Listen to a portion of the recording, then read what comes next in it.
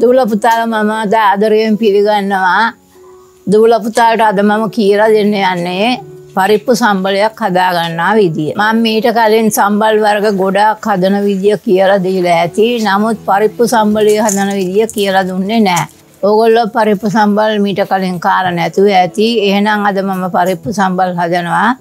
ඕගොල්ලෝ බලා ගන්න පරිප්පු සම්බල් හදන්නේ කොහොමද කියලා. අපි එහෙනම් අවශ්‍ය දේවල් බලමු. පරිප්පු ග්‍රෑම් 100ක්, උඹලා කඩ සුවල්පයක්, රතු ලුණු 4-5ක්, සුදු ලුණු බික් 2ක්, කොච්චි ටිකක්, මිරිස් තේ හැන්දක්, රසපදමට ලුණු, පරිප්පු බැද ගැනීම සඳහා පොල් තෙල්. අපි එහෙනම් සාදා ගන්න ආකාරය බලමු.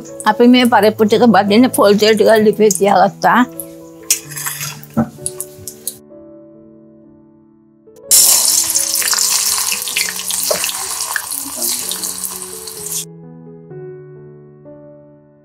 මම දැන් පරිප්පු ටික බැද ගන්නවා.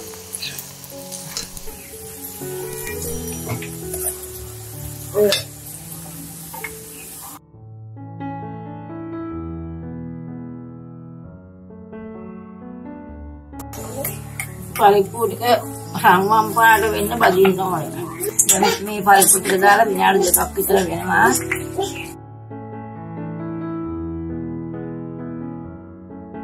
මේ තියෙන්නේ අපි බෙදගත්ත පරිප්පු ටික. මේ ටික ගලේ දාලා අඹර ගන්න හදන්නේ පරිප්පු සම්බලයේ සෑදීම සඳහා.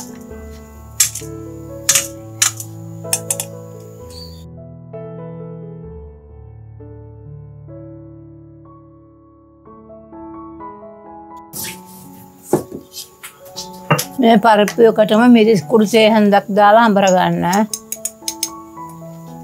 කුඩු මිරිස් කුඩු.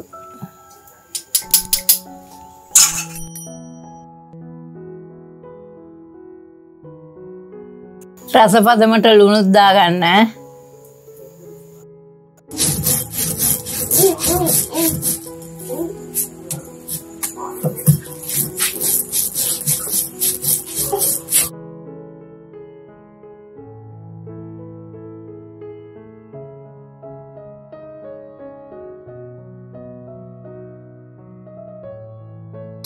අපි දැන් මේ බෙදලා අඹරගත්ත පරිප්පු ටික දැන් පරිප්පු සම්බලය හදන්නයි සූදානම් වෙන්නේ. තලාගත්ත සුදු ලුණු,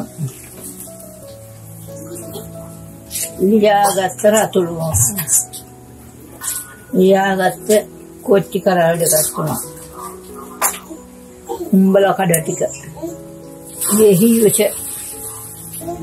මම මීට කලින් පරිප්පු උයන විදිය, පරිප්පු මැල්ලුම් හදන විදිය කියලා දීලා ඇති. දැන් මේ පරිප්පු සම්බලේ